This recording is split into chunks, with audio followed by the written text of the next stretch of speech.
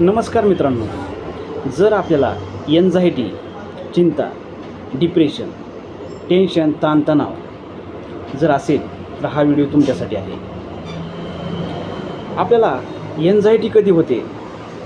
ज्यावेळेस आपल्या ब्रेनमध्ये इमॅजिनेशन, कल्पना चालू असतात आणि त्या कल्पना आपण सत्य मानतात. त्यामुळे आपल्याला भीती वाटते, आपल्याला एन्झायटी होते. तर आता कसं ओळखायचं की आपण एन्झायटीमध्ये आहेत? त्याच्यात दोन गोष्टी आहेत. पहिली, ज्यावेळेस आपण वर्तमान काळात असतात त्यावेळेस आपले विचार रिअल असतात, पॉझिटिव्ह असतात.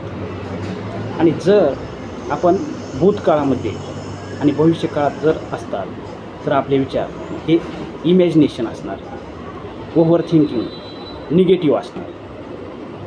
आणि ह्या इमॅजिनेशन, ह्या कल्पना कधीच सत्य होऊ शकत नाहीत. म्हणून जर आपल्याला एन्झायटीच्या जर बाहेर निघायचं असेल तर आपण वर्तमान काळामध्ये जगले पाहिजे.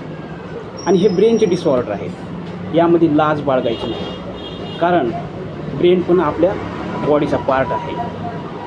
जसं आपल्याला हार्टचे डिसीज होतात, आजार होतात, किडनीचे, लिव्हरचे आजार होतात, आपल्याला BP, शुगर होतो, आपण सांगतो लोकाला.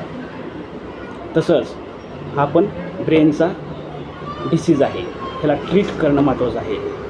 आणि आपण जे काही ब्रेनचे डिसऑर्डर असतात याला समोर येऊ देत नाहीत, कारण आपल्याला समाज दिसतो.